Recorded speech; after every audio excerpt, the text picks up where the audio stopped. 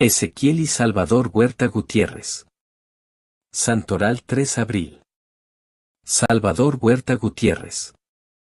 Nació en Magdalena, Jal, el 17 de marzo de 1880. Fue el penúltimo de 5 hijos, fue bautizado el 22 de marzo siguiente, en la iglesia parroquial de la población. Su temperamento, desde niño, fue singular. Afrontaba las situaciones adversas con estoicismo que incitaba a su madre a duplicar con él la disciplina.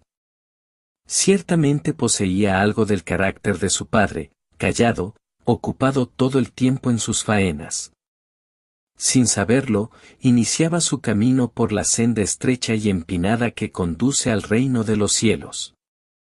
Ya instalada la familia Huerta Gutiérrez en Guadalajara, inscritos los hermanos mayores en el seminario conciliar y Ezequiel con sus clases de canto, Salvador, terminada la formación secundaria, manifestó que sus aptitudes no lo inclinaban por las cuestiones académicas. Sus padres pensaron que un tiempo en el campo asentaría su elección y así fue, pero solo para confirmarlo en ella. De nuevo en la ciudad se aplicó con empeño y destreza poco común a las cosas prácticas.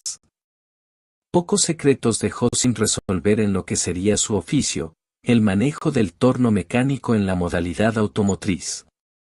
Aprovechó al máximo su estancia como operario en una compañía de origen alemán, fue técnico de bombas en las minas de Zacatecas y oficial en los talleres de los ferrocarriles nacionales, en Aguascalientes. De estos tiempos datan sucesos, de apariencia accidental, pero que vistos en su conjunto confirman su predestinación al martirio. Una piedra aplastó a una persona que lo reemplazó en el manejo de cierta máquina. Al reventarse el cable del elevador de la mina donde trabajaba, murieron todos los ocupantes excepto él, se libró de una devastadora epidemia. Sufrió, además, otros accidentes que le provocaron lesiones gravísimas. Viviendo en Aguascalientes visita con regularidad a su madre, domiciliada en Atotonilco el Alto, donde el padre José del Refugio presta sus servicios. En ese pueblo conoce y admira a Adelina Jiménez, huérfana de madre, con quien terminará casándose, tras vencer algunos inconvenientes, como fueron la oposición de la familia de ella por la condición social de Salvador y la diferencia de edades, 10 años, entre ambos. Los 20 años que duró el matrimonio, celebrado el 20 de abril de 1907 en la capilla del Calvario de Atotonilco, ante la presencia de sus hermanos sacerdotes José Refugio y Eduardo, serán una luna de miel continua. Engendraron con cariño los siguientes hijos: Salvador 1908, María 1909, Guadalupe 1911, Gabriel 1913, Dolores 1914, Isabel 1917, Antonio 1919, Francisco 1921, José Luis 1924, Isaac 1924, a cada uno de los cuales se esforzaron por dotarlos con lo necesario para su desarrollo físico y moral. Los nuevos esposos se radicaron en Aguascalientes, donde nacieron los 2 primeros hijos. Poco después el amor materno lo atrajo a la capital de Jalisco. Dejó lo que tenía y se estableció de nuevo en Guadalajara. Muy pronto pudo montar un taller de mecánica automotriz, que llegó a ser considerado el mejor de la ciudad. Se ganó por este motivo el sobrenombre de mago de los carros, pues se las ingeniaba para reproducir cualquier refacción necesaria, o para resolver el más intrincado desperfecto. Solicitan sus servicios por igual particulares y dependencias del gobierno. Por otra parte, no se limitaba a utilizar el servicio de sus operarios, sino que los instruía y adiestraba. Eso le ganó la estima de clientes y trabajadores. Solo una cosa no toleraba: el lenguaje blasfemo o soez. Alguien ha dicho por esto que su taller era escuela y templo. Sus hijos no se cansan de recordar al padre solícito, que se desvivía por atender a su sensible y delicada esposa y a sus hijos. Amaba a Dios por encima de todo y recibía con verdadera piedad los sacramentos. Con la frecuencia que podía, dedicaba largos espacios de adoración eucarística. Durante la ocupación de Guadalajara por las facciones villistas y carrancistas, durante los tiroteos, en más de una vez arriesgó la vida con tal de obtener alimentos para sus hijos.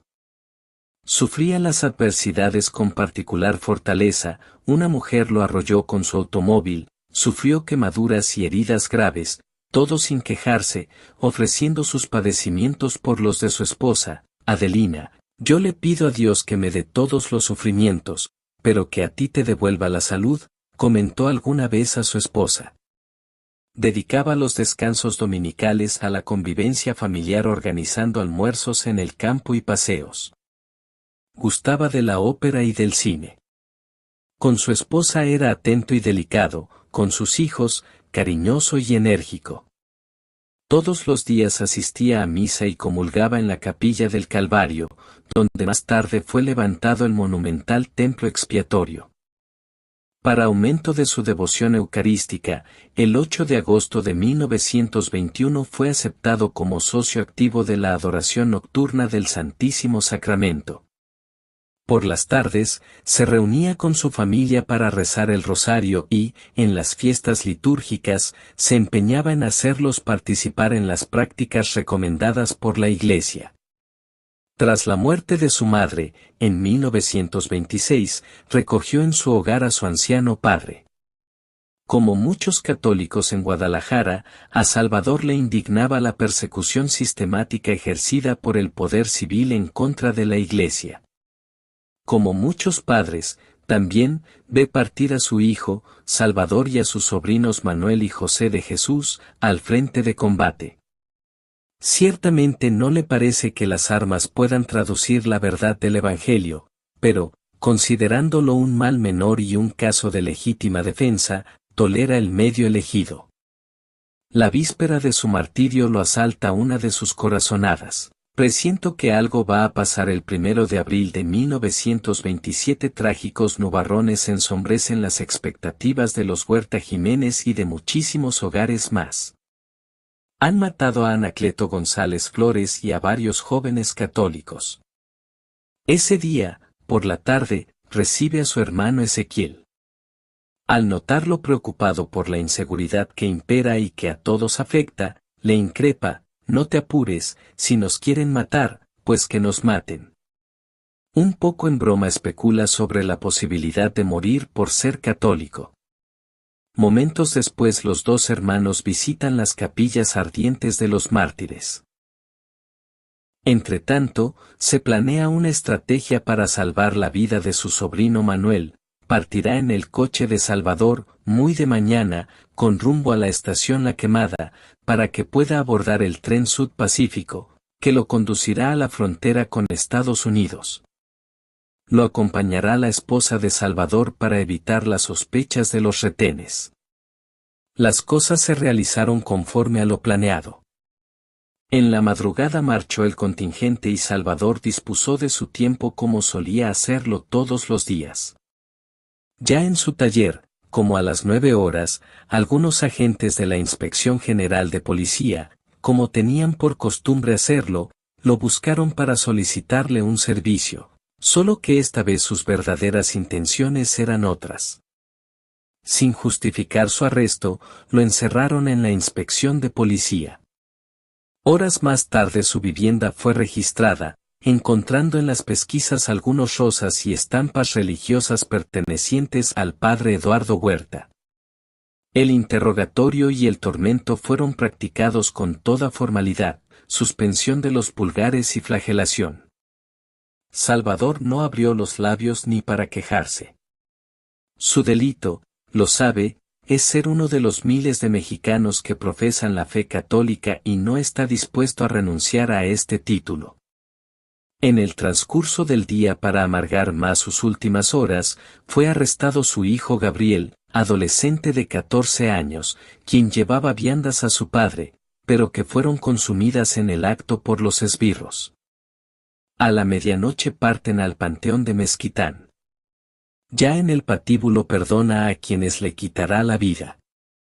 Ezequiel es el primero en caer, Salvador lo contempla y se descubre. Mientras preparan las armas para ejecutarlo, pide al encargado del cementerio una vela encendida. Ilumina su pecho y exclama: les pongo esta vela en mi pecho para que no fallen ante este corazón, dispuesto a morir por Cristo y que tanto lo ha amado. Los disparos de los rifles rubricaron estas solemnes palabras. Ezequiel Huerta Gutiérrez. Publicado el 16 de noviembre, 2023 por Parrock 52. El día 2 de abril de 1927 se introdujeron en la casa 5 empistolados, apostándose en el ingreso. El que los dirigía cerró con llave el cancel del zaguán. Sorprendido por el arbitrario quebranto a la intimidad de su hogar, exigió Ezequiel una razón suficiente para justificar tamaño proceder. La respuesta de los invasores fue amagarle y proceder al cateo de la vivienda, destruyendo y robando a discreción en medio del azoro de los niños. A su regreso, su esposa abordó la situación con cautela, pero fue inútil. Las órdenes eran terminantes y debían ejecutarse sin compasión. Ezequiel ni siquiera pudo despedirse de su esposa, a quien amaba entrañablemente. En su lugar le dirigió una mirada de tristeza. Las horas siguientes transcurrieron con rapidez. En las estrechísimas celdas de la inspección de policía, llamadas con propiedad lobas, tabique de por medio, se encuentran Ezequiel y su hermano Salvador. Se les acusa sin materia para ello, de fabricar parque para los cristeros. Las horas de esta injusta reclusión suponen el drama, el dolor y la impotencia de dos inocentes que deben morir para servir de escarmiento a los católicos de la resistencia. El sargento Felipe Vázquez ordena la aplicación del tormento común, suspender a los prisioneros de los dedos pulgares y azotarles las espaldas. Se quiere arrancar de sus labios, entre otras cosas, el sitio donde se ocultan los presbíteros José Refugio y Eduardo Huerta Gutiérrez. En realidad, al primer verdugo, general Jesús M. Ferreira, no le interesa tanto el dato, sino cebarse en la vida de los chivos expiatorios que ha elegido. Los labios de Ezequiel entonan como respuesta a las preguntas de sus victimarios: